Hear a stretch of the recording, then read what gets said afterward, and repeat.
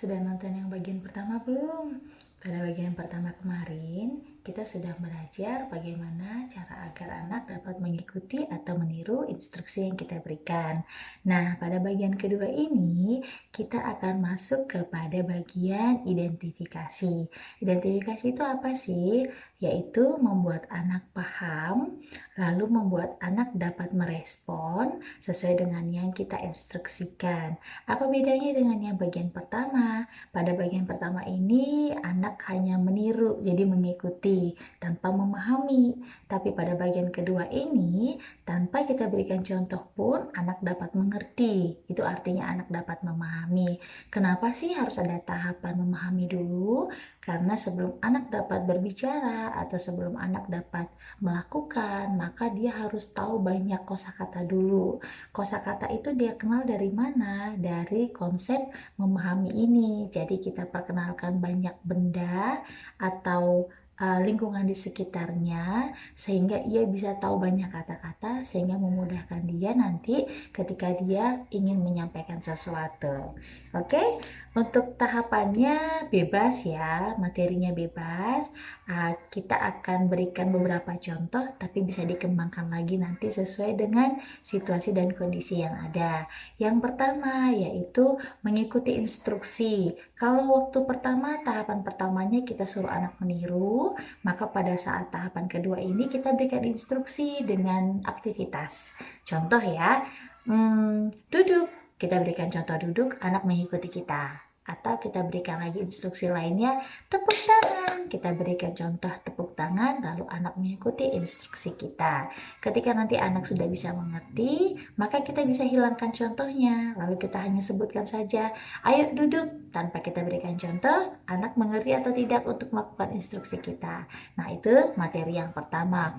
Yang kedua, identifikasi anggota tubuh. Ini paling mudah karena sering banget kita pakai dalam kegiatan belajar sehari-hari, ya kan? Biasanya kita pakai lagu, tapi bisa juga kita langsung ajarkan kepada anak-anak. Instruksinya adalah kata pegang atau tunjuk. Jadi tunjuk mata, tunjuk hidung.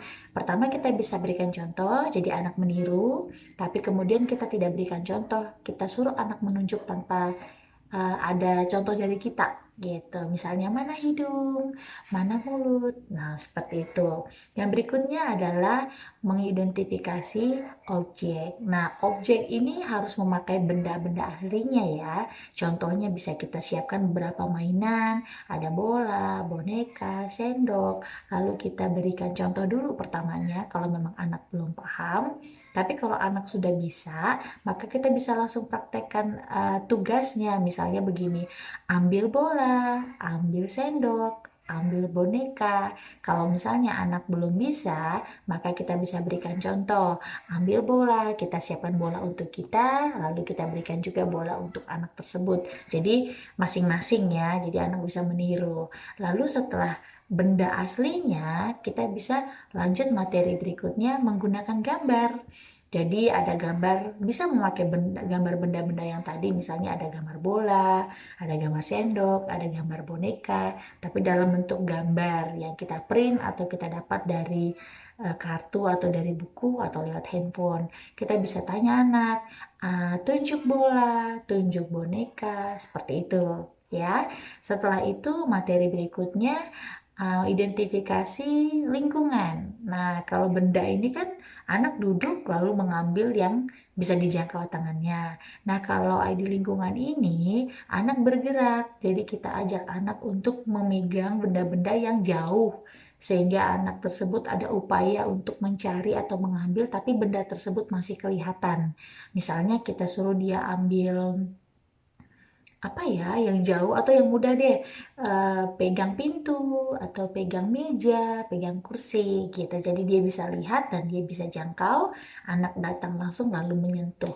Jadi di sini kita tidak mengharapkan anak menyampaikan atau mengucapkan dulu ya, tapi berikanlah sebanyak mungkin informasi, benda-benda, kosakata minimal 50, tapi kalau bisa sampai 250 kata kita bisa berikan sebagai bekal anak, karena memang cara kerja otak itu menyerap dulu kan. Jadi semakin banyak kata yang dia tahu, maka akan semakin mudah buat dia nanti bisa mengucapkan ketika anak tersebut sudah bisa berbicara. Jadi materi berikutnya lagi yang bisa kita kembangkan, misalnya ID anggota keluarga. Jadi kita bisa suruh pegang atau tunjuk atau cari papa atau kakak gitu, dia datang mendekati, atau kita juga bisa pakai foto. Jadi kita suruh dia ambil fotonya, ambil foto mama atau mana gambar papa, jadi seperti itu. Jadi bisa kita kembangkan ya. Intinya apapun materi yang diberikan, yang kita pegang adalah konsep anak paham.